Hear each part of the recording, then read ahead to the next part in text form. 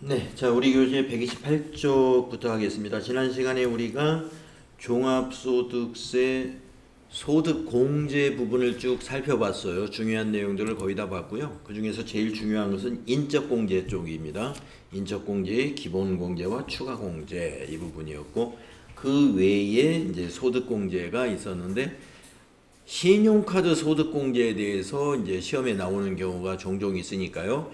신용카드 소득공제 중에서는 사용금액에서 제외되는 항목, 인정이 안 되는 항목을 좀 기억해 둘 필요가 있었습니다.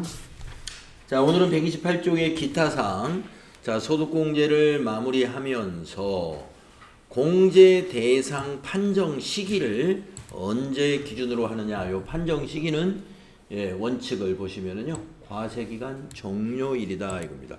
우리 소득세의 과세기간은 여러분 앞에서 배웠죠? 1월 1일부터 12월 31일이 과세기간입니다. 그러니까 과세기간의 종료일이다 하면은 12월 31일 상황에 의해서 우리가 그 부양가족 판단을 한다 이런 얘기입니다.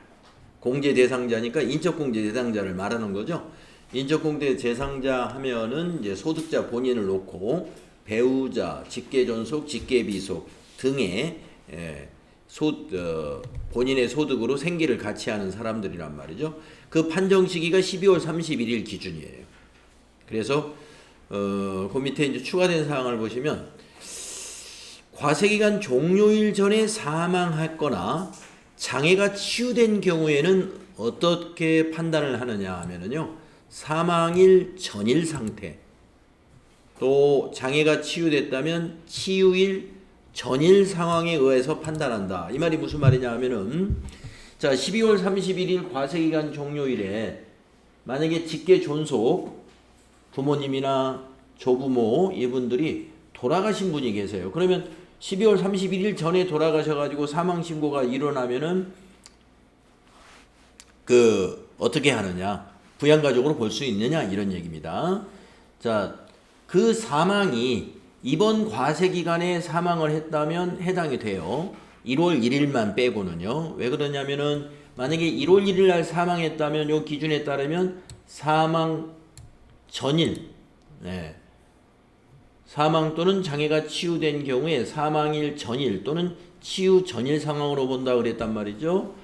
그러면은 우리가 그 과세기간 중에 사망을 했을 때는 부양가족으로 본다 이런 얘기입니다. 아시겠죠? 치유도 마찬가지예요. 우리가 장애인 추가공제 200만 원 있지 않습니까? 그 경우에도 만약에 장애가 완전히 치유돼서 비장애인이 됐다라고 한다면은 12월 31일 기준으로는 비장애인이라 하더라도 이번 과세기간에 장애인 상태로 치료를 받는 기간이 있었다 하면은 장애인이라는 얘기죠. 무슨 말인지 아실 거예요. 그 다음에 부양가족의 공제대상 여부를 판단할 때 적용대상 나이가 정해지는 경우 있죠. 나이는 어떻게 계산하느냐. 해당 과세기간의 과세기간 중에 해당 나이에 해당되는 날이 있는 경우에는 공제대상자로 본다. 그러니까 우리가 생일 기준으로 나이를 계산하지 않고요. 연도에서 연도를 빼면 되겠습니다. 해당 과세기간에 해당되는 나이가 하루라도 속해 있으면 해당이 된다. 이런 얘기가 그 얘기입니다. 그러니까 그냥 연도에서 연도를 빼가지고 나이 계산을 하시면 된다는 얘기죠. 다음에 두 번째, 2명 이상의 공제 대상 가족. 자, 소득자가 2명 이상의 공제 대상 가족에 해당되는 경우가 어떤 경우냐면은요. 부모님이 계시는데 그 부모님이 자녀가 둘이 있는데 둘 다 근로자라고 보시면 되겠습니다. 자녀 둘이 다 근로자면은 만약에 아들이 둘이다 그러면 첫째 아들, 둘째 아들이 모두 근로자고 근로소득이 있어서 부양가족 공제 이런 걸 적용을 받는다 이거예요. 그러면은 부모님을 모두 두 사람이 대상자로 신청할 수 있느냐 하는 얘기입니다. 내용을 보시면은 거주자의 공제대상 가족이 동시에 다른 거주자의 공제대상 가족에 해당되는 경우에는 해당 과세기간의 과세표준 확정 신고서에 기재된 바에 따라 그중 1인의 공제대상 가족으로 해야 한다. 그래서 두 사람이 중복으로 공제대상 가족으로 기재해서는 안 된다. 이런 얘기입니다. 한 사람만. 다음에 소득공제 종합한도라는 게 있는데요. 연간 2,500만 원을 소득공제 종합한도로 하고 있습니다. 종합한도 대상 소득금액 합계액이 2,500만 원을 초과할 경우에는 그 초과하는 금액은 없는 것으로 합니다. 종합한도 적용 대상 소득공제는 주택자금 소득공제, 청약저축 등에 대한 소득공제, 우리사주조합 출자에 대한 소득공제, 신용카드 등 사용금액에 대한 소득공제, 소기업 소상공인 공제부금 소득공제 등입니다. 그랬죠. 그러니까 한도 적용 대상 소득공제에서 대표적인 게 뭐가 빠져 있어요? 인적공제는 제외, 별도로 인적공제를 제외한, 그리고 인적공제도 있었고, 앞에 보면은 건강보험료, 납부액, 고용보험료, 납부금액에 대한 소득공제 있죠? 그것도 제외하고, 이와 같은 나머지 이런 소득공제의 한도를 2,500만 원으로 한도를 정해놨다 하는 거 알고 계시면 되겠습니다. 자, 여기서 제일 중요한 건 판정 시기. 판정 시기가 중요하니까요. 판정 시기를 기억해 주시기 바랍니다. 자, 산출세액을 알아보겠는데, 자, 그러면은 이제 우리가 종합소득금액에서 소득공제를 뺀 것을 뭐라고 하느냐면 과세표준이라고 그래요. 과세표준. 그래서 우리가 소득공제를 뺐으니까 우리가 지금까지 과세표준을 산출했다 이렇게 보시면 되겠습니다. 그래서 이 과세표준이 나오면 과세표준에다가 기본세율을 적용해서 세금을 산출하게 되는데요. 그 세금을 우리가 산출세액이라고 그래요. 산출세액은 과세표준에서 기본세율을 곱한 것이다. 자, 무조건 곱하는 게 아니고요. 초과 누진세율표이기 때문에 몇 단계인가 볼까요? 하나, 둘, 셋, 넷, 다섯, 여섯, 일곱, 여덟. 그래서 우리나라 현재 소득세율은 8단계 초과 누진세율이다 이렇게 부르거든요.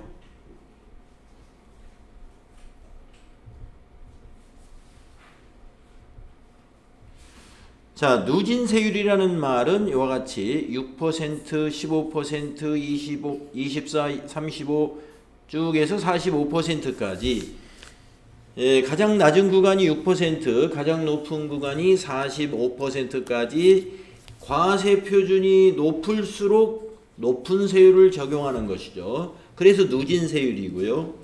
그 다음에 초과 누진세율이라는 건 무엇이냐 하면은 우리가 만약에 과세표준이 3억 원을 초과했다고 해서 3억 원 초과한, 예를 들어서 3억 5천만 원이다. 3억 5천만 원 곱하기 40% 이렇게 산출세액을 구하는 게 아니라 3억 원 초과한 금액만 40%로 하고 그 아래 구간은 6%, 15%, 24, 35, 38 여기에 해당되는 구간은 그 해당되는 세율을 다 적용해요.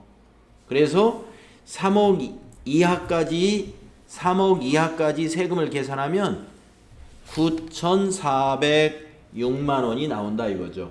그래서 이 9,406만 원이 뭐냐면 그 이하의 세율로 적용해서 3억 원까지 계산한 산출세액이에요. 거기에다가 아까 3억 5천만 원이라고 그랬으면 5천만 원이 초과됐죠. 그 5천만 원이 40%예요. 5천만 원에 대해서만.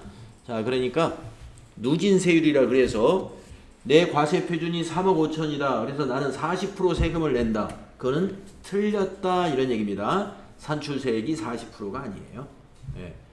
3억 원 초과한 자기 초과한 금액이 만약에 5천만 원이다. 5천만 원 대해서만 40% 적용받는 거고 3억 원 이하에서는 다 계산하면 9,406만 원의 산출세액이 나오는 겁니다. 밑에 것도 다 그렇게 이해하시면 되겠습니다. 우리가 이제 이론 시험에서 가끔 산출세액을 구하라는 문제가 나올 때가 있어요. 산출세액을 구하라는 문제를 낼 때는요. 기본 세율표를 이렇게 주지는 않아요. 왜 이렇게 주면은 계산하기가 좀 어려울 수가 있으니까. 네. 이거 줘도 할 수는 있죠. 할 수는 있어요. 여기 앞에 금액이 있으니까. 네. 하여튼 시험에서는 이 세율표보다 더 쉽게 세율표를 줄 수 있다는 거 나중에 문제에서 한번 만나보도록 하겠습니다. 자, 산출세액이 언제 필요하죠? 종합소득 금액에서 소득공제를 차감한 과세 표준이 나오면 그 다음에 우리가 기본 세율표를 적용해 가지고 세금을 산출한다. 이것을 산출세액이라고 합니다. 자, 그러면 이제 산출세액을 구하는 법을 알았어요. 8단계 초과 누진세율표를 가지고 산출을 한다. 그래서 과세 표준을 알아야 세금을 산출할 수 있습니다. 자, 그 다음에 이제 우리가 무엇을 해야 되느냐면요. 산출세액에서 세액공제를 차감해야 됩니다. 세액공제나 감면세액을 차감해야 되는데 우리가 세액공제 부분을 우리가 공부를 해줘야 돼요. 시험에서 세액공제 부분을 다루기 때문에. 자, 근로소득 세액공제라는 게 있는데요. 이것은 근로소득이 있는 거주자의 경우에만 적용을 해주는 세액공제 제도입니다. 그래서 산출세액이 130만 원 이하인 근로자는요. 55%를 세액공제 해줘요. 이것은 일용 근로자의 세액공제 세율하고 공제율하고 똑같죠. 일용 근로자도 산출세액에서 55% 세액공제를 적용하거든요. 자, 일반 근로자도 산출세액이 130만 원 이하일 때는 일용 근로자의 세액공제만큼 해줍니다. 55%. 자, 그리고 이 130만 원 산출세액이 초과했을 때는 이 방법으로 하면 돼요. 130만 원의 55%가 71만 5천 원 나오거든요. 거기에다가 초과한 금액은 30%만 세액공제에 적용을 해줍니다. 그래서 이러한 기준으로 근로소득 세액공제가 적용되고 있다. 그리고 세액공제도 한도를 계산을 해가지고요. 한도 이내에서만 세액공제를 해줍니다. 그래서 총급여 3,300만 원 이하인 근로자는 세액공제 최고 74만 원을 한도로 하고 있고 그 총급여가 높을수록 한도를 더 낮췄습니다.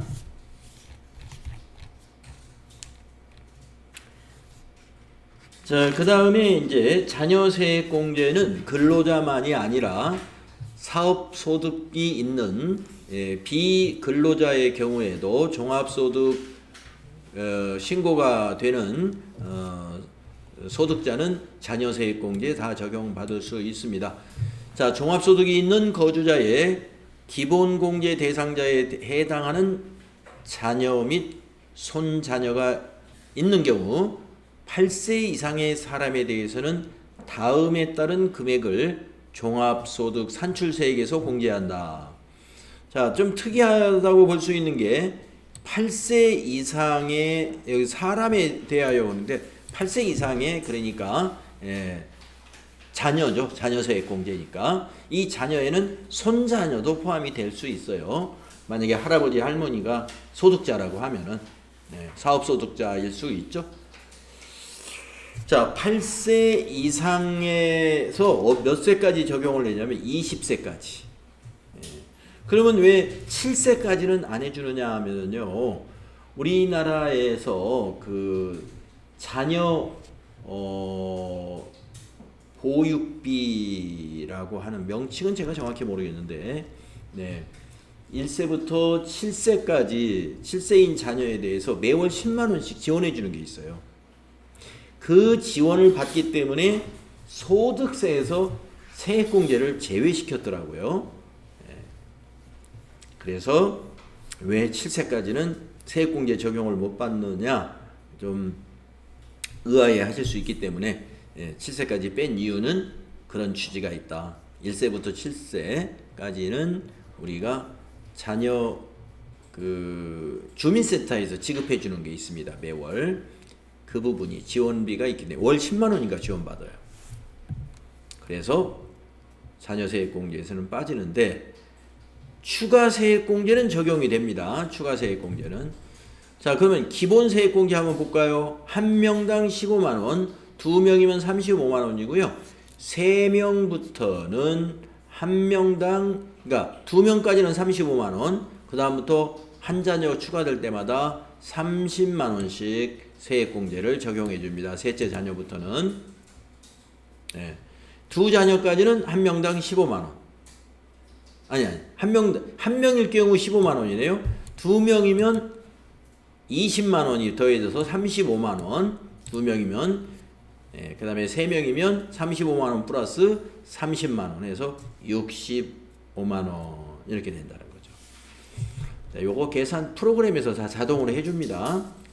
예, 이렇게 된다는 거 알고고요. 추가 세액공제는 뭐냐? 추가 세액공제는 이번 소득세 과세 기간에 출생이나 입양자가 있을 때, 요 자녀 수에 따른 기본 세액공제 말고 첫째 자녀의 출생이 있었다. 그러면 30만 원 추가. 둘째 자녀의 출생이 있었다. 그러면 50만 원 추가 세액공제. 셋째 자녀의 출생이 있었다면은 세금에서 70만 원 추가 세액공제를 받는다. 네, 알고 계십니다. 그래서 출생과 입양의 경우에 세액공제가 이와 같이 30만 원, 50만 원, 첫째, 둘째, 셋째 별로 다르게 있습니다. 연금 계좌 납입액에 대한 세액공제 제도가 있습니다. 연금 계좌. 종합소득이 있는 거주자가 연금 계좌에 납입한 금액이라고 했죠. 그래서 금융기관에서 연금 상품을 판매할 때 세액공제도 받을 수 있기 때문에 연금 준비도 하고 그 다음에 절세 효과도 있다. 이렇게 홍보를 하고 있거든요. 예, 그래서 우리가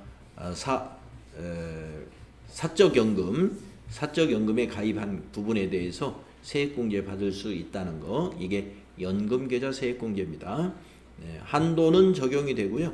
한도도 있고 세액공제는 대개 납입액의 12% 정도로 보시면 되겠습니다. 자, 이제 그 밑에 특별세액공제가 있는데 이 보험료부터 네 가지의 항목이 있어요. 보험료, 의료비, 그 다음에 교육비, 기부금, 이렇게 네 가지가 있는데 시험에서 가장 세액공제 부분에서 많이 출제되고 있는 항목이라고 보면 되겠습니다. 이 네 가지를 특별세액공제라고 부르고 있어요. 자, 그러면 한번 보험료부터 한번 보겠습니다. 여러분들이 이제 세액공제나 소득공제에서 공제 대상을 보실 때 근로소득이 있는 자 또는 근로소득자 이렇게 표현을 한 것은요, 근로자에게만 적용되는 것이고, 아까 우리 그 자녀세액공제처럼 종합소득이 있는 자 이렇게 설명을 하면은 근로소득자 말고 사업소득자나 다른 종합소득이 있는 자도 적용되는 공제라고 보시면 돼요. 자, 우선 그러면 보험료 보세요. 보험료 세액공제라는 제도가 있는데 대상을 보시면 근로소득자가 이렇게 시작을 했죠. 근로자에게만 적용이 됩니다. 자, 구분은 보장성 보험료예요. 일반 보장성 보험료하고 장애인 보장성 보험료하고 두 개로 한도를 각각 적용해 줍니다. 일반 보장성과 밑에 두 번째 줄에는 장애인 보장성이에요. 각각 100만 원 한도로 납입액의 100만 원 한도 내에서 적용을 해준다. 자, 읽어보겠습니다. 공제 대상을 보면은 근로소득자가 기본공제 대상자를 피보험자로 지출한 보장성 보험료의 보험료라고 그랬어요. 예. 그래서 보험료에 이것도 대략 12%를 세액공제 적용을 해줍니다. 자, 그런데 여기서 특이한 것은 가로 속에 있는 내용인데요. 소득 요건과 나이 요건 제한이 있다 이 말이에요. 소득 요건과 나이 요건에 제한이 있다.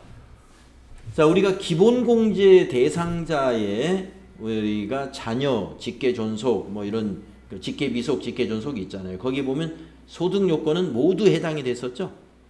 배우자를 빼놓고는. 예. 배우자도 소득 요건에 해당이 돼요. 예. 소득 요건 모두 본인 빼놓고는 다 해당이 됐고요.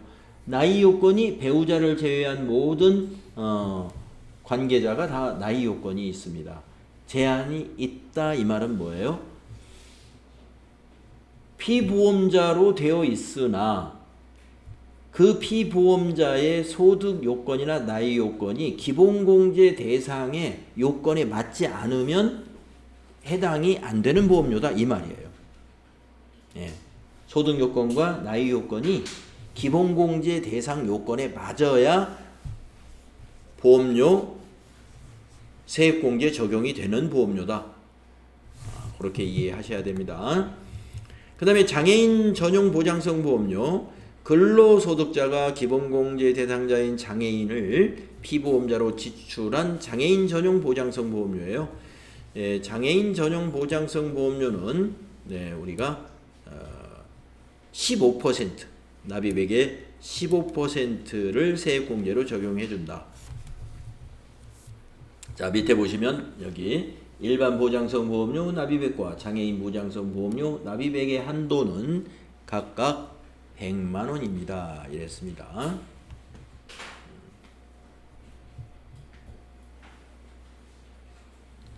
다음은 의료비 세액공제 한번 보겠습니다. 의료비 세액공제.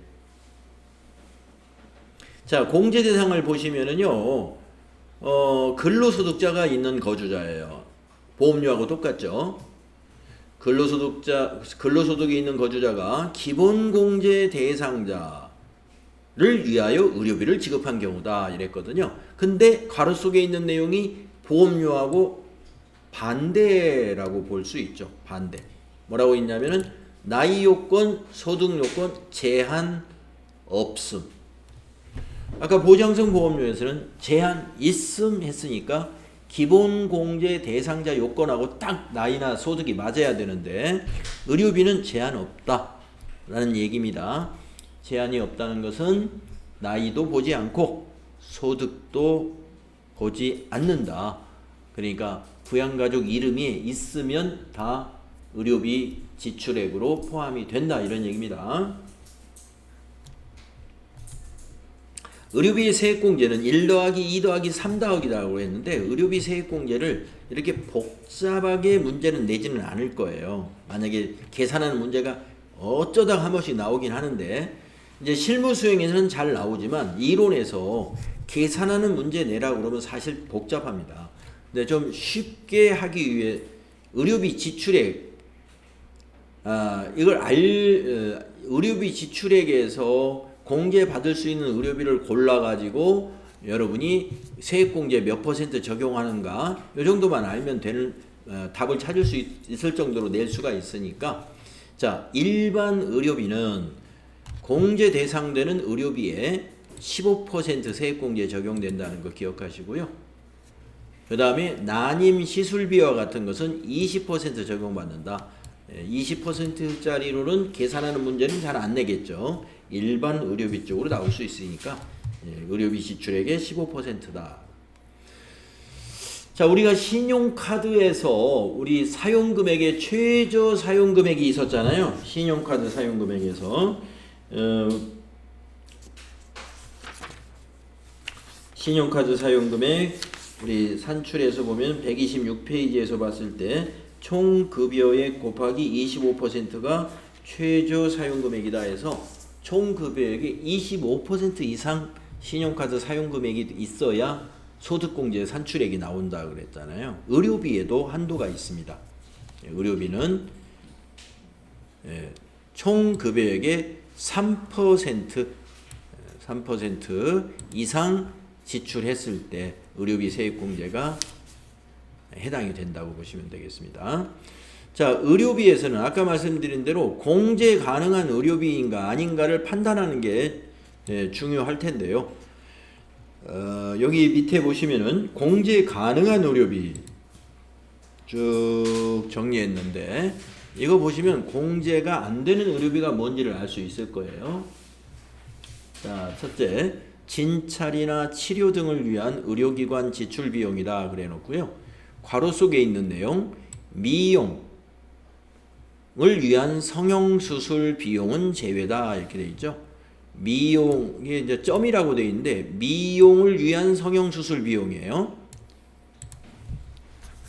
우리가 치료를 목적으로 성형수술을 했다. 이거는 의료비 세액공제 적용되겠죠. 그러나 미용을 위해서 성형수술한 것은 의료비에서 포함을 안 시킵니다. 세액공제에서는. 그 다음에 두 번째 보면은 치료와 요양을 위한 의약품, 한약도 해당이 되고요. 그래서 우리가 약국에서 약국 구입할 때 다 건강보험 적용도 받고요. 그거 의료비 세액공제 적용받을 수 있습니다. 그런데 건강증진의약품은 의료비로 포함을 시키지 않는다. 건강증진의약품이다 그러면 약국에서 우리가 뭐 오메가3를 사서 먹었다든가 비타민 영양제를 사서 먹는 거 처방에 들어있으면 상관이 없겠죠. 따로 우리가 사서 먹는 거 있잖아요. 안 된다는 거고요. 그 다음에 세 번째, 장애인 보장금 및 의사 등의 처방에 따라 의료기기 구입 임차 비용 모두 의료비에 포함됩니다. 시력 교정 안경 콘택트 렌즈 포함해서 구입 비용 기본공제 대상자 1인당 연 50만원까지만 요거 한도가 1인당 연 50만원이라는 거 기억하시면 되겠습니다. 보청기 구입 비용 의료비에 해당되고요. 장기 요양급여의 본인 일부 부담금 의료비에 해당되고요. 산후조리원의 산후조리 및 요양의 대가로 지급하는 비용으로서 출산 1회당 200만원 한도로 의료비로 포함시킬 수 있고요.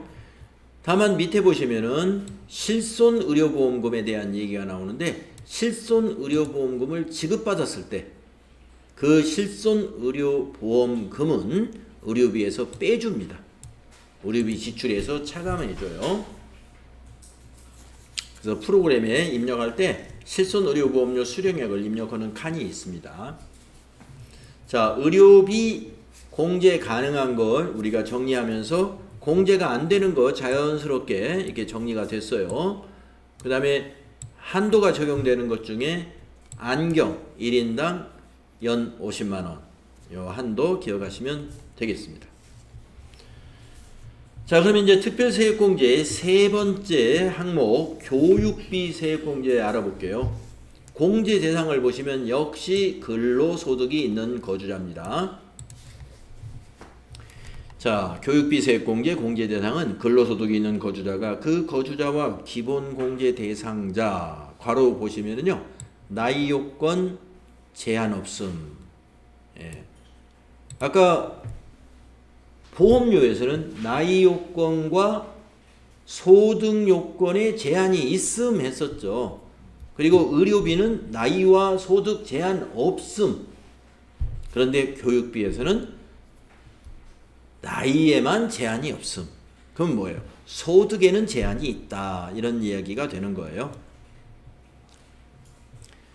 그리고 직계 존속은 공제 대상이 아님 이럽니다. 교육비를 입력할 때 직계 존속의 교육비는 대상이 아니다. 직계 존속의 교육비. 밑에 아마 예외가 조금 있긴 있어요. 직계 존속의 교육비가 일반 교육비는 안 되는데 장애인의 경우는 이거 직계 존속도 해당이 됩니다. 장애인 특수교육비, 직계 존속의 장애인 특수교육비는 제외예요. 그건 해당이 되고 일반 교육비, 뭐 고등학교, 대학교 이런 일반 교육비를 말하는 거예요. 직계 존속은 해당이 안 되고 본인과 배우자, 자녀 등이 되는 겁니다. 자, 세액공제액은 15%예요. 교육비 공제 대상 금액의 15%를 세액 공제해주고 있습니다. 한도가 있는데요. 취약 전 아동하고 초중고생까지는 한 명당 연 300만 원 교육비 한도를 적용하고 있고요. 대학생은 한 명당 연 900만 원. 본인과 장애인에게는 교육비 한도가 없습니다. 공제 대상 금액을 보겠습니다. 취약 전 아동과 초, 중, 고등학교 이 무슨 차이가 있는지 한번 잘 따져보세요.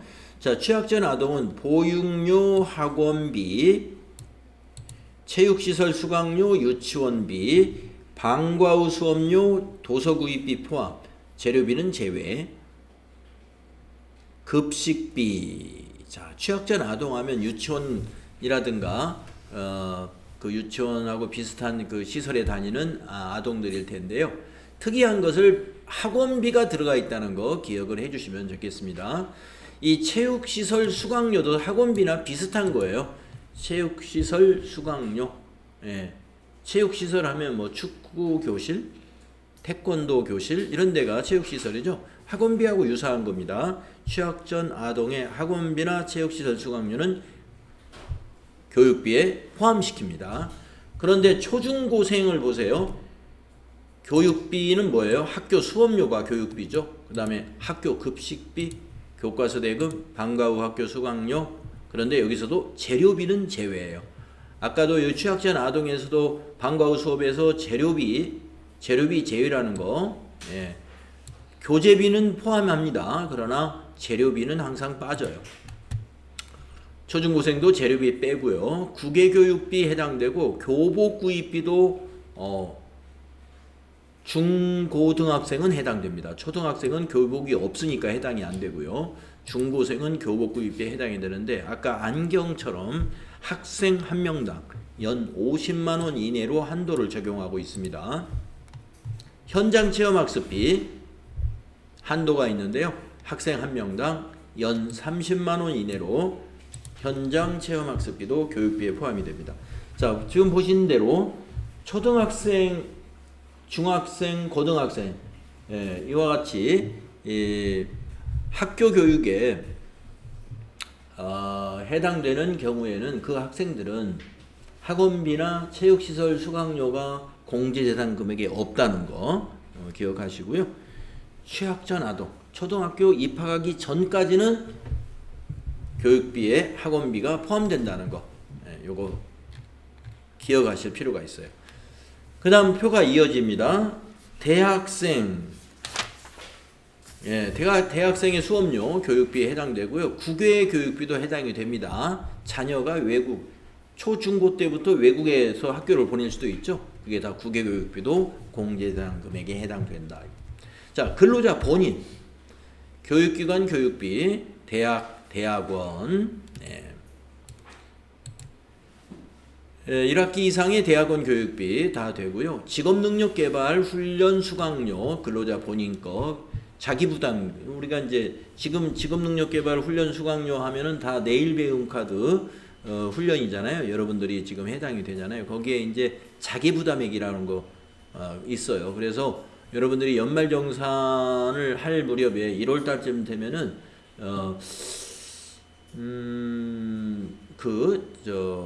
학원 수강료 납입 증명서 그거 해달라고 요청하는 분들이 있습니다. 그러면 저희 학원에서 해줍니다.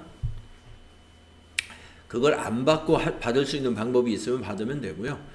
수강료 납입 증명서 필요하면은 이거 해드리고 있어요. 본인 것만 됩니다. 본인 거. 학자금 대출의 원리금 상환에 지출한 교육비.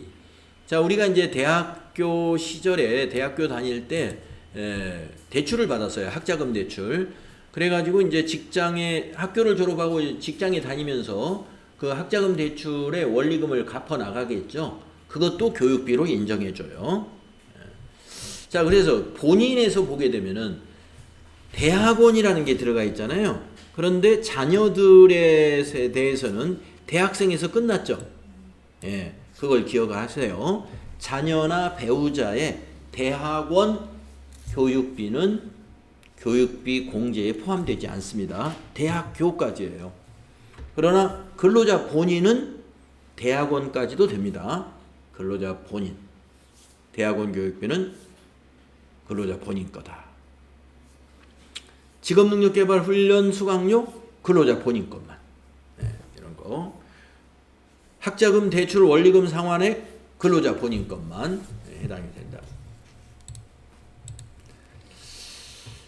그 다음에 장애인 특수교육비, 장애인 특수교육비 보시면은요, 사회복지시설 등의 기본공제 대상자인 장애인의 재활교육을 위해 지급하는 비용이에요. 사회복지시설에서 장애인 교육을 한다 이 말이죠. 이 경우 소득금액에 제한이 없고요. 직계존속도 공제가 가능하다. 아까 직계존속 교육비는 제외된다고 그랬는데 장애인 특수교육비는 직계존속도 가능하고 소득에 제한이 없다는 게 뭐냐면은 아까 교육비를 시작할 때 대상에서 나이에 제한은 없음이라고 했죠. 그러니까 교육비 자녀의 나이가 20세 이하여야 기본공제 대상자란 말이에요. 우리가 이제 부양가족 그 기본공제 대상자 판단을 할 때. 그런데 나이 제한이 없으니까 우리가 고등학생까지는 20세 이하이겠지만 대학교 진학하게 되면 20세가 넘잖아요. 그러니까 25세 된 자녀의 대학교 교육비 입력이 가능하다 이겁니다. 그런데 아까 거기서 뭐가 없었어요? 소득은 제한이 있기 때문에 소득 제한 없음이라는 말은 빠졌단 말이에요. 그러니까 대학교 다니는 자녀가 한 명 있을 때 그 자녀가 소득 금액이 있으면 그 자녀의 교육비는 입력을 안 하는 거예요. 예, 자녀가 소득이 없는 자녀의 교육비 세액공제에 해당이 되는 겁니다. 자, 그런데 장애인 특수교육비는 소득에 제한이 없다 이런 얘기입니다. 장애인 특수교육비는 소득도 제한이 없다.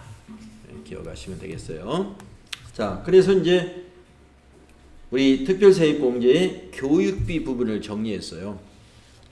근데 지금 빨리빨리 정리하기 때문에 이게 이제 경험이 있으신 분들은 이거 다 잘 정리가 돼 있겠지만 이번에 소득세 이론을 처음 하시는 분은 이게 지금 들을 때는 뭐 알겠지만 다 돌아서면 더 잊어버리거든요. 뒤에서 이제 문제를 풀면서 그리고 나중에 여러분들이 기출문제 정리하면서 이때 문제를 풀면서 정리가 다시 됩니다. 일단은 여기 이론적으로 정리된 것을 읽고 넘어가는 수밖에 없어요. 다음에 이제 특별세액공제 네 번째 마지막 거 기부금 세액공제가 있어요. 자, 기부금 세액공제 공제 대상을 보면은요, 거주자라고 했습니다. 예, 거주자 1번의 설명 밑에 나왔죠. 기본공제 대상자가 지급한 기부금도 공제 대상이다. 나이 요건에 제한이 없다. 자, 아까 교육비하고 똑같죠. 소득에만 제한이 있고 나이 요건에 제한이 없다. 이 말은 24세가 된 대학교 다니는 자녀의 기부금도 소득이 없는 자녀라면은 누구의 돈으로 기부했어요? 나의 돈으로 기부했으니까 기부금 공제 대상 금액이 된다는 얘기입니다. 그런데 그 자녀가 아까 교육비처럼 소득이 있는 자녀다 그러면 그 자녀가 기부한 것은 자기가 벌어들인 소득으로 기부했잖아요. 그러니까 입력을 안 해야 되겠죠. 기부금도 마찬가지 소득에 제한이 있습니다. 나이에만 제한이 없다. 자, 그래서 공제 대상 보면은 나이에 제한은 없으나 소득에 제한이 있는 거주자 가로 열고 사업소득만 있는 자는 제외하되 연말정산 대상 사업소득만 있는 자는 포함이 되고 포함이 된다 이렇게 됐고요. 그런 기부금이 있는 경우라고 그랬습니다. 자, 사업소득만 있는 자는 제외한다고 했습니다만은 사업소득이 있는 자는 기부금을 어떻게 공제받는 경우가 되냐면은 제가 회사 장부를 할 때 저희 학원 장부를 할 때 기부금을 영업의 비용으로 빼요.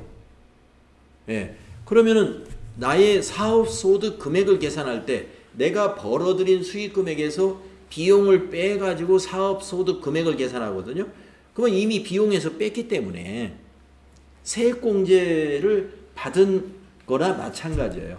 우리가 공제를 받는 방법은 세액공제를 받느냐. 지금 여기는 지금 세액공제 정리하는 거잖아요. 이 세액공제 아까 산출세액 하기 전에 어제까지는 소득공제라는 걸 했잖아요. 사업소득자의 경비가 바로 소득공제에 해당이 되거든요. 자, 그래서 사업소득만 있는 자는 필요경비로 기부금을 비용으로 공제받기 때문에 공제를 받고 있다 이렇게 보시면 됩니다. 연말정산 대상 사업소득만 있는 자라고 하면은 근로자하고 비슷한 개인사업자들이에요. 보험, 설계사 또는 방문교사 이런 분들은 사업자이지만 근로자처럼 급여를 받고 있는 경우거든요. 그런 특수한 직종에 있는 분들 연말정산 대상 사업소득자입니다. 그 경우에는 포함이 된다. 자, 기부금의 종류를 보면은요, 정치자금 기부금이 있고 특례 기부금, 우리사주조합 기부금, 일반 기부금의 종교단체 외 또 종교단체 이런 식으로 기부금이 있습니다. 세액공제액을 보면은요, 정치자금 기부금의 경우는 10만원 이하의 경우는 세액공제율이 110분의 100이니까 거의 다. 그래서 우리가 10만원 우리 정치인들 세액공제 받고 그거 전부 세액공제 받을 수 있기 때문에 하시라 이런 아마 얘기 들어보셨는지 모르겠어요. 그래서 정치자금은 10만원까지는 110분의 100을 세액공제해주고 10만원 초과인 것은 15%, 또 고액 정치자금 기부자인 3천만원 초과분에 대해서는 25%를 적용받습니다. 그 외에 나머지는요, 1,000만원 이하는 15% 세액공제, 1,000만원 초과 고액 기부자는 기부액의 30%를 세액공제 해주고 있다. 네.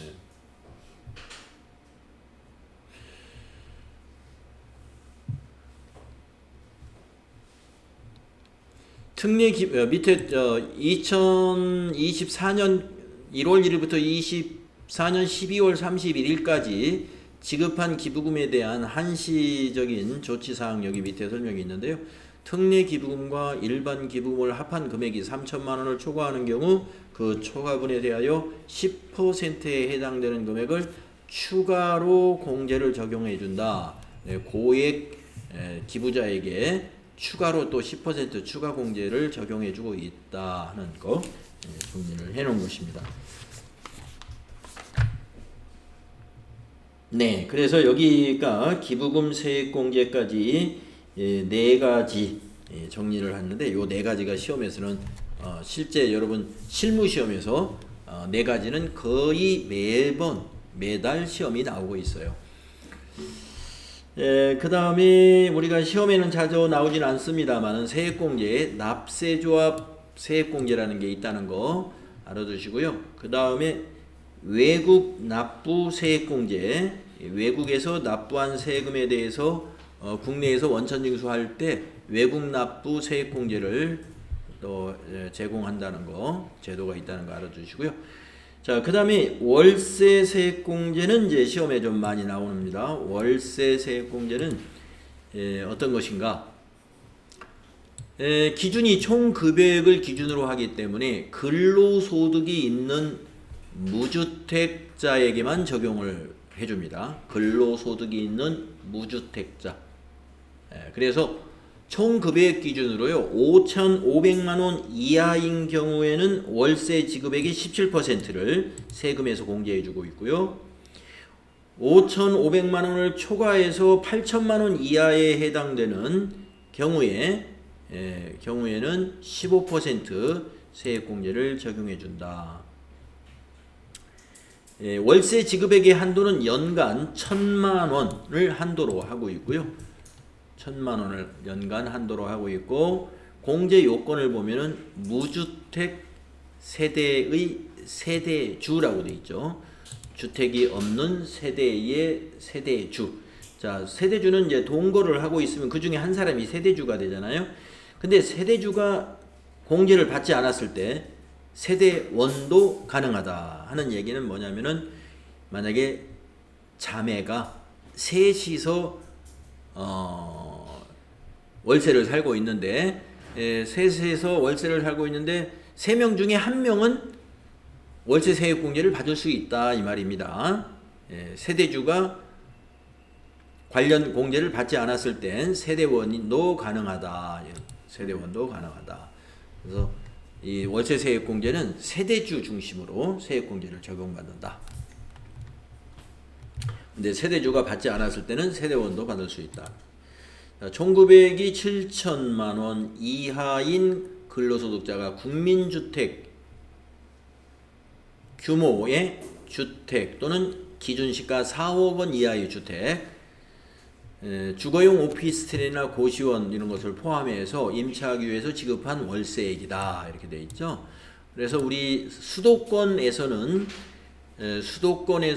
이 국민주택 규모로 따지는 게 유리할 거고요. 지방에서는 기준시가를 가지고 적용받는 게 유리하겠죠. 또는이니까 국민주택 규모로 따지든지 시가로 따지든지 둘 중에 하나에 해당이 되면 받을 수 있다 하는 것입니다. 그래서 월세 세액공제 실무시험에서 많이 나와요. 자, 이제 세액공제 마지막 부분입니다. 세액공제 마지막 부분에 특별세액공제 적용 방법에 표준세액공제라는 제도가 있어요. 표준세액공제. 그래서 근로소득이 있는 자의 표준세액공제, 또 근로소득이 없는 자의 표준세액공제에서 요 금액만 기억하시면 되겠는데요. 근로소득이 있는 자의 표준세액공제 금액은 13만 원이고 근로소득이 없는 자 표준세액공제는 7만 원이다 하는 겁니다. 이 표준세액공제 제도는 뭐냐면은 세액공제를 항목별로 받지 않고, 그러니까 증빙이나 이런 것이 완벽하게 준비되기가 어렵거나 아니면 준비하더라도 표준세액공제 이하로 나올 것 같다 그러면 선택을 표준세액공제로 선택하시는 거예요. 그러면은 근로소득이 있는 자는 13만 원, 근로소득이 없는 자는 7만 원. 표준세액공제 누구나 다 받겠죠. 이렇게 소득세 세액공제를 정리했습니다. 우리 교재에 보면 제4장이 있어요. 원가계산 이론이라는 게 있는데, 원가계산 이론이나 원가계산 실무는 TAT 2급에서 출제가 안 됩니다. 그래서 제4장 원가계산 이론이 이렇게 많지도 않거든요. 이거 그냥 패스하겠습니다. 네, 좀 쉬었다가 다음 시간에 소득세 이론에 대한 유형별 연습 문제 풀어서 정리하도록 하겠습니다.